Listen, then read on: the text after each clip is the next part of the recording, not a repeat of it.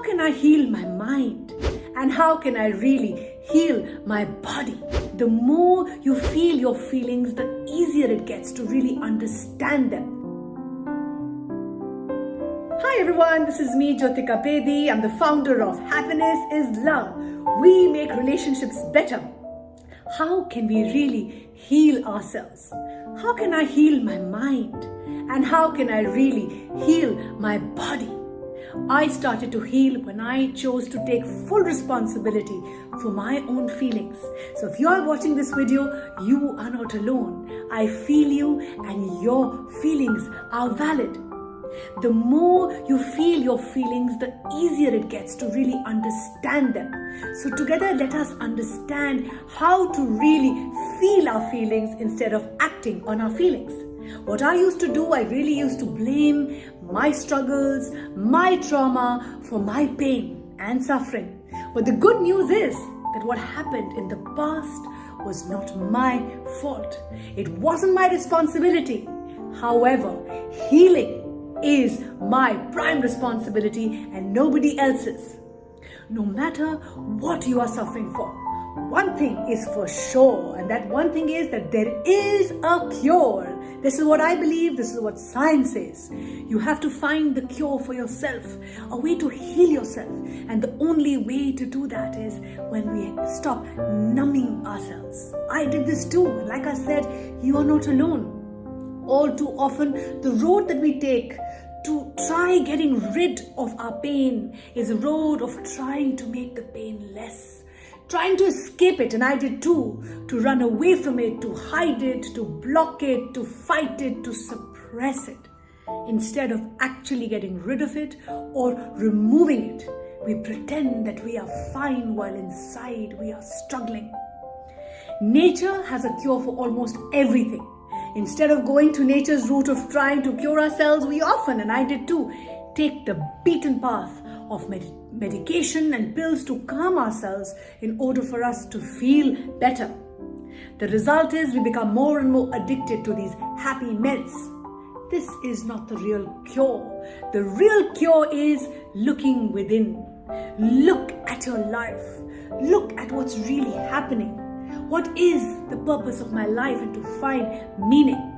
I want you to go and start hunting for the real cure, because like I said, I believe that one thing is for sure, there is a cure no matter what.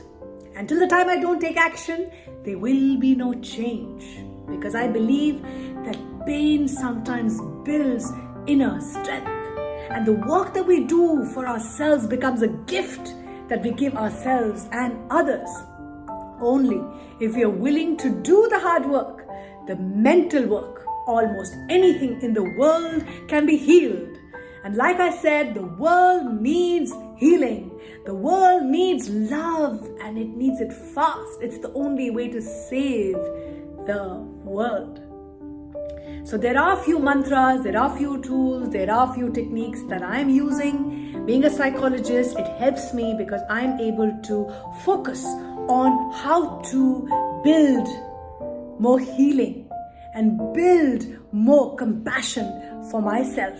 And I would love to share with you things that I am doing on a daily basis to help me in my healing journey. And before I do that, I wanted to share one thing with you, that healing is not a linear process. Healing is an ongoing, ever-changing process. It is not something which we can finish and reach. It's not like I have this finishing line and I have to quickly reach it. It is something to be integrated and allow ourselves, because it is an individual journey, because one size does not fit all.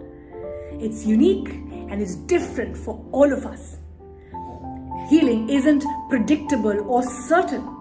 There will be surprises and uncertain things that will show up. So be ready for it. Healing is not something to be proved to anyone. It is something to be felt and accepted by you.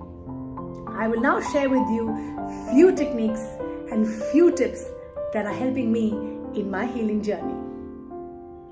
Everyone has an inner child. You might see that inner child as a direct representation of yourself in your early years. A patchwork collection of the developmental stages you've passed through, or a symbol of youthful dreams and playfulness. And awareness of your inner child can help you think back of the lighter, carefree years. Being in touch with the joys of childhood can be an excellent way of dealing with those challenging times. However, not everyone associates their childhood with playfulness and fun.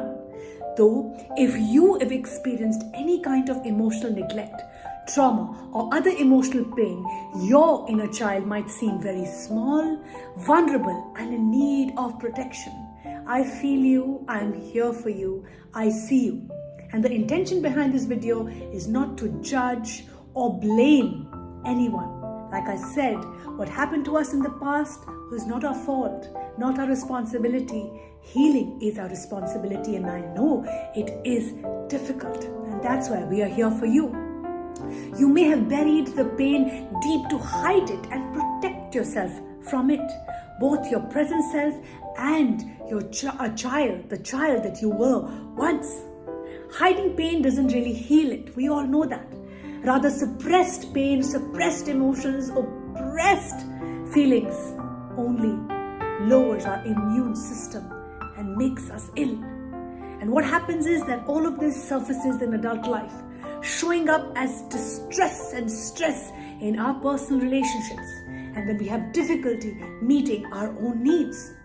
Working to healing your inner child can help you address some of these issues. Healing your inner child takes time. It takes hard work. It takes practice. And like I shared, it's not a linear process. It's an individual experiential process. And it's different for everyone. I'm still in my healing journey, and that's why we do the work that we do, because we believe that when we share our stories of our struggles, our storms, and our successes, it gives others hope. We learn, we grow, we connect, we evolve, and we show up as our bestest selves. So what are some of the tools that I'm applying? First, acknowledgement. Acknowledging your inner child. To begin healing, you first have to acknowledge your inner child's presence. If it feels a little strange or awkward, it's okay, I understand. To imagine opening up to your child self. Try thinking of that inner child work as a process of self-discovery, self-exploration, self-improvement. And the process of acknowledging your inner child mostly involves recognizing and accepting things that caused you pain in your childhood. Bringing these hurts out in the light of the day can help you begin to at least understand how it's impacting you today. That said, many people do find it helpful, even soothing, to address their inner child as they would a living person, so they don't feel afraid to give it a try.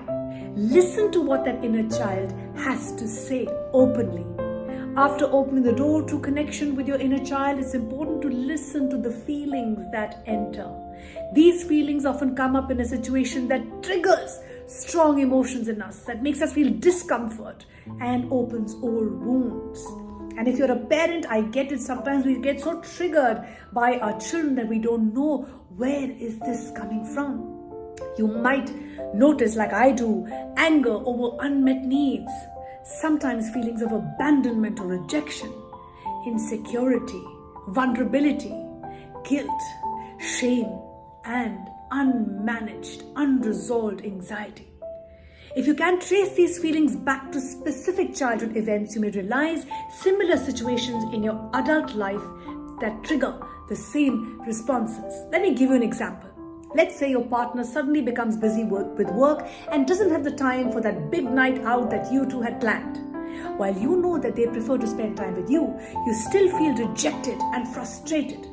Your disappointment then manifests in a childlike way, with you storming out of the room, rolling your eyes, storming through the door.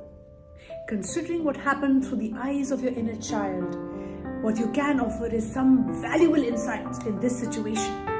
You realize your partner's sudden need to work made you feel as you did when your parents sometimes cancelled play dates, or maybe a birthday party which you were looking forward to because of their own busy schedule. Again, we're not coming from a place of judgment or blame. In this way, listening to the feelings of your inner child and letting yourself experience that instead of pushing them away, can help you identify and validate your own feelings. Or you can offer yourself validation by saying, I know this feels uncomfortable. I know I am feeling upset. It's okay. This too shall pass, and right now I am feeling hurt, and I will feel my feelings without acting on them. Without acting in a childlike way of storming out or blaming or shouting or rolling eyes at my partner. I will self-validate. I know this feels uncomfortable, but I will be okay. I know this is difficult, but I know I can pass through this. This is tough, but I know I got this. So in this way, when you start listening to your inner child, you start letting yourself experience those feelings without just pushing away. And your first step towards is identifying your feeling and then working through it. Second thing that I find very useful, a tool that I use very often, is write a letter. To open a dialogue and start the healing process, if you write a letter to that inner child, it's a very, very powerful exercise. You might write about your childhood memories from your adult perspective, offering insights or explanations for distressing circumstances that you did not understand back then. Maybe you didn't know why your brother always shouted at you and smashed your toys, but you learned to fear him all at the same. If you've realized that he had his own struggle and may have experienced some kind of bullying, or his rage may begin to make sense to you. Sharing this revelation with your inner child can help soothe some of your pain. A letter can also give you the chance to offer rewriting your script, of reassuring yourself and giving yourself comfort. Like I said, you can self-validate by telling yourself, this feels uncomfortable. I am feeling upset and hurt right now, and it's okay. I will allow myself, I will honor my feelings to feel upset right now, and I've come so far. I need to also pat myself on the back on the progress that I have made. Few questions that will help you, that have helped me keep this dialogue going when you're writing that letter. Few points to share with you. Ask yourself, how do I really feel? How can I really support myself? What do I need from me? Sitting with these questions often leads to answers, though it may take some time before your inner child starts to feel safe and secure. But again, this is step one. I applaud you for the first step that you've taken towards your healing, which is seeing this video and then ready to take action. Because like I said, till the time I don't take any action, there will be no change. And it is my prime responsibility. No matter how fearful I am, no matter how scared I feel to take action, I have to take action for me to feel better. Next, that I have tried, that has really helped me in rewiring my brain and my inner narrative, is try meditation. Give it a shot. For those of you who don't believe in it, it's fine, but try with an open mind. Those questions you asked your inner child, meditation is a great method of opening yourself up to answers. I have found a lot of answers on my yoga mat and while meditating, and some things I had to let go because I did not have answers. Meditation has plenty of benefits, and we all know that, physical and mental, but few of them relate directly to inner child work. Because for one, meditation boosts mindful self-awareness. Nobody talks about this, but meditation helps you become more self-aware, helps you become calmer, more tolerant and patient. It teaches you to pay more attention to feelings that come up in daily lives and our triggers, and we learn to investigate those triggers instead of complaining or blaming and judging others. And it gives you a sense of emotional ownership, where I am in control and charge of my own feelings. Our emotions are just visitors, they're just passerbys, and our feelings keep rising up. But then we have to take responsibility for our feelings and have to learn to sit with our feelings, process them, and manage them in healthy ways instead of blaming others. We are not taught. We blame others for our sorrows, our sadness, our unhappiness. Again, like I said, what happened to you was not your responsibility, but healing is. Working your way through your triggers is the work that you have to do. And I know it's hard work, it's difficult work, but it's the most rewarding work you will do. Children often have a hard time naming uncomfortable feelings, especially when they aren't encouraged to express them freely. They may repress or bury these feelings to avoid punishment or to earn praise from caregivers for being so good and obedient and nice. Emotions, both positive and negative, are meant to be experienced and expressed, but we're not taught the healthy way. We don't know how to express our feelings, that entire rainbow of emotions, both positive and negative, in a healthy, positive, constructive way. Repressed emotions usually just show up somewhere down the line and often in unhelpful and harmful ways. And our emotions also get stored in our bodies. Meditation then helps you practice acknowledging and sitting with your feelings as and when they come up, without shame, without blame, or judging them. When you get used to accepting your emotions as they come, you find it easier to express them in a healthy way. This helps validate your inner child feelings by sending this message that, okay, I am okay, and it's okay for me to feel these emotions and let them out. They are my feelings, they are my emotions, I'm taking responsibility, I'm okay to sit with them and process them and manage them instead of acting on them and blaming others for them. One very, very powerful tool that I want to share with you is, again, journaling. Journaling your inner child. Many people find journaling a great way to sort out those challenging or confusing thoughts or experiences that lead to a lot of turmoil within. If you keep a journal, you might already get a lot of benefit from this because it's a great coping strategy. Just as journaling can help you recognize patterns in your adult life that you want to change, journaling also gives you another perspective of your inner child that helps you recognize those unhelpful patterns that may have begun in the childhood. For instance, I don't matter, I am not enough, I am not worthy. I work a lot with clients all over the world, and a lot of us are really struggling with this, challenging this inner narrative of the not enough syndrome. I'm not fit enough, I'm not successful enough, I'm not pretty enough, I'm not confident enough, I'm not competent enough. I'm here to tell you, you are enough. You are more than enough. I also want to share with you, leave the door open. Healing doesn't always have to have a definite end. It's often more of an open-ended journey.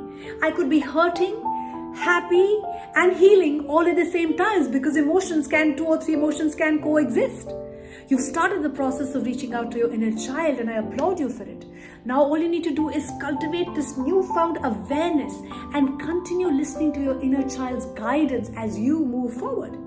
Your child self may have more to reveal about challenges from the past, but you can also learn to become more spontaneous and playful and consider what life has to offer with a greater sense of wonder and curiosity.